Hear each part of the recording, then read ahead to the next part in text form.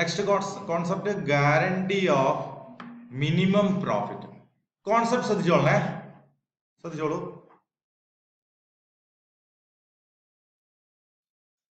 Suppose A and B are partners. Okay. They decided to admit C into the firm. Okay. But to get a C into the firm, they have to give a assurance regarding profit share. Means every year C must get 50,000 as share of profit. Minimum 50,000, not 50,000. Okay. Minimum 50,000, maximum എത്രയാവും അല്ലെ? ഈ ഒരു ഗ്യാരണ്ടിയിൽ എന്ത് ചെയ്യാണ്? എയും ബിയും കൂടെ സിനെ admit ചെയ്തു. Okay. So here both A and B has agreed to give 50,000 as profit at every year, whatever may be the result. Okay, നമുക്ക് നോക്കാം. Year 1 they made a profit of 3 lakh rupees. എത്രയാണ്? 3 lakh rupees profit ഉണ്ട്. അപ്പം എക്ക് എത്ര ഉണ്ടാവും, ബിക്ക് എത്ര ഉണ്ടാവും, സിക്ക് എത്ര ഉണ്ടാവും?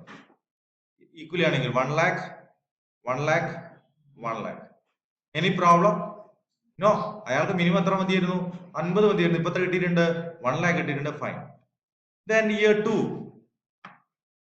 they have made a profit of 1,50,000. എത്ര ഉണ്ടാവും? 50,000. Is there any problem with the C? No. Then third year they have made profit of 1,20,000. 40,000, 40,000 അല്ലെ? നിങ്ങൾ അപ്രോപ്രിയേഷൻ അക്കൗണ്ട് പ്രിപ്പയർ ചെയ്ത് കഴിഞ്ഞാൽ വേറെ ഒന്നുമില്ല എങ്കിൽ പ്രോഫിറ്റ് എവിടെ ഉണ്ടാവും? ഇവിടെ ഉണ്ടാവും അല്ലെ? Profit and loss 1,20,000. ഇത് വീതിച്ചു കൊടുക്കൂലേ? വേറെ ഒന്നും ചെയ്യാൻ ഇൻട്രസ്റ്റ് ഓൺ ക്യാപിറ്റൽ ഇല്ല, സാലറി ഇല്ല, കമ്മീഷൻ ഇല്ല, റിസർവ് ഇല്ല, ഒന്നുമില്ലെങ്കിൽ നമ്മൾ എന്ത് ചെയ്യും? To is capital. എത്ര? എക്ക് എത്ര കൊടുക്കും?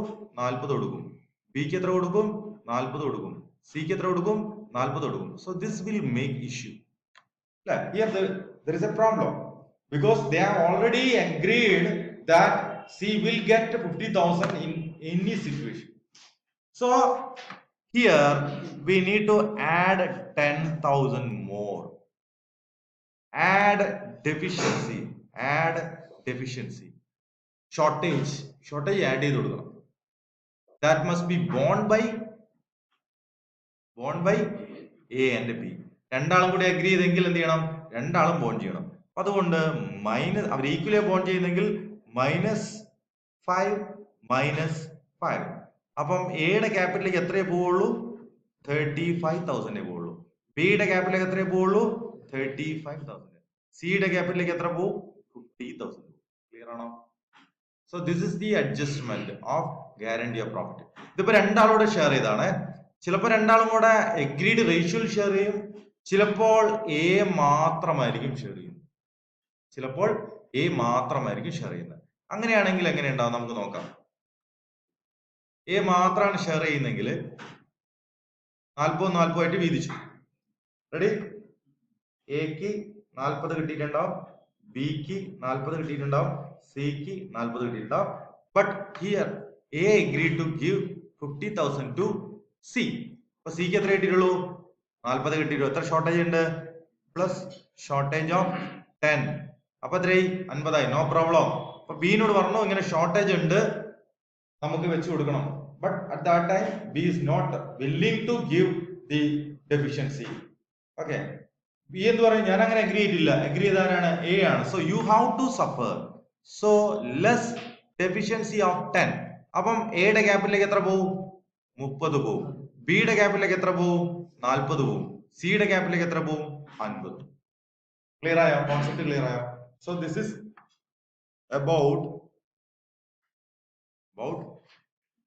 guarantee of profit. ഇവിടെ നോക്കിയാ നമുക്കൊരു ക്വസ്റ്റ്യൻ ഉണ്ട്. A, B were partners in a firm sharing profit and losses in the ratio of 3:2. They admit C for 1/6 share. Profit guaranteed in share of profit will not less than the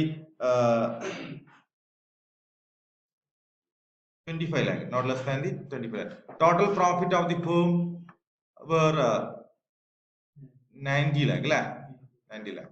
Calculate share of profit of each partner, for each partner. 3 case ചെയ്യാൻ പറഞ്ഞു. Guarantees given by firm. Given by firm എന്ന് പറഞ്ഞു കഴിഞ്ഞാൽ firm ആണ് guarantee ചെയ്യുന്നതെന്ന് പറഞ്ഞാൽ existing partners ആണ് അത് സഹിക്കേണ്ടത്. ഏത് റേഷ്യോയിലായിരിക്കും? അവരുടെ ഓൾഡ് റേഷ്യോയിലായിരിക്കും. ക്ലിയർ? അവരുടെ ന്യൂ റേഷ്യോ എന്ന് പറയുന്നത് 3:2:1 ആണ്. ഓക്കെ, അപ്പൊ ലോസ് സഫർ ചെയ്യേണ്ട ഏത് റേഷ്യോയിലായിരിക്കും? ഈ റേഷ്യോ 3:2 ഇരിക്കുക. ഇനി അത് നമ്മൾ മനസ്സിലായി. ഗ്യാരണ്ടീസ് ഗിവൺ ബൈ എ എന്ന് പറഞ്ഞാൽ ആരായിരിക്കും സഹിക്കേണ്ട വരിക? എ ആയിരിക്കും സഹിക്കേണ്ട വരിക. ഇനി guarantees given by A and B equally. എത്രയാണോ ഷോർട്ടേജ്, 10 ആണ് ഷോർട്ടേജ് എങ്കിൽ എ എത്ര സഹിക്കും? 5. ബി എത്ര സഹിക്കും? 5. ഈക്വലി അവർ പോകും. ശരി, ഫസ്റ്റ് നമുക്ക് ഗ്യാരണ്ടി ഒരു കേസ് നമുക്ക് നോക്കാം. ബാക്കി നിങ്ങൾ വർക്ക്ഔട്ട് ചെയ്ത് നോക്കിയാൽ. Guarantees given by four. അപ്പൊ നോക്കിയാ, profit and loss appropriation account നമ്മൾ പ്ലേസ് ചെയ്തു. നോക്കിയാ, ദാ 90 lakh 9 CR ആണ്. Okay, 9 CR. ഓക്കെ, 9 CR ആണ് നമ്മുടെ ടോട്ടൽ പ്രോഫിറ്റ് എന്ന് പറയുന്നത്. ആ 9 CRനെ നമ്മൾ പല രൂപങ്ങളാക്കി മാറ്റുന്നുണ്ട്. സാലറി, കമ്മീഷൻ പോലെയുള്ള കാര്യങ്ങളാക്കി മാറ്റുന്നുണ്ട്. ബട്ട് നമ്മളെ ക്വസ്റ്റ്യൻ അതൊന്നും തരാത്തതുകൊണ്ട് നമ്മൾ എന്ത് ചെയ്യുന്നില്ല? സ്പ്ലിറ്റ് ചെയ്ത് കാണിക്കുന്നില്ല. നേരെ ഡിസ്ട്രിബ്യൂട്ട് ചെയ്യാണ്. റേഷ്യോ എന്ന് പറയുന്നത് 3:2:1 ആണ്. ബട്ട് ഇവിടെ നമ്മൾ ഗ്യാരണ്ടി ചെയ്ത 2.5 കോടി ആർക്ക് കൊടുക്കണം? സിക്ക് കൊടുക്കേണ്ടതുണ്ട് അല്ലെ? 2.5 കോടി സിക്ക് കൊടുക്കേണ്ടതുണ്ട്. ക്ലിയർ? 2.5 കോടി കൊടുത്തു കഴിഞ്ഞാൽ ബാക്കി എത്ര ഉണ്ടാവും? 2.5 കോടി 9 CR. 9 CRൽ നിന്ന് 2.5 അല്ലെ? എത്ര ഉണ്ടാവും?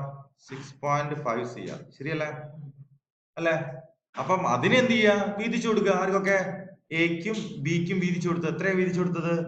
6.5 CR അല്ലെ? 6.5 CR വീതിച്ചു കൊടുത്തു.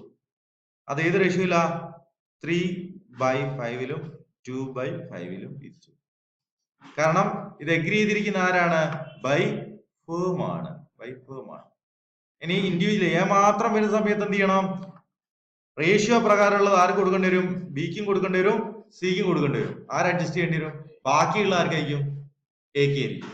എ ആണ് അങ്ങനെ ചെയ്തതെങ്കിൽ. ക്ലിയർ ആണോ?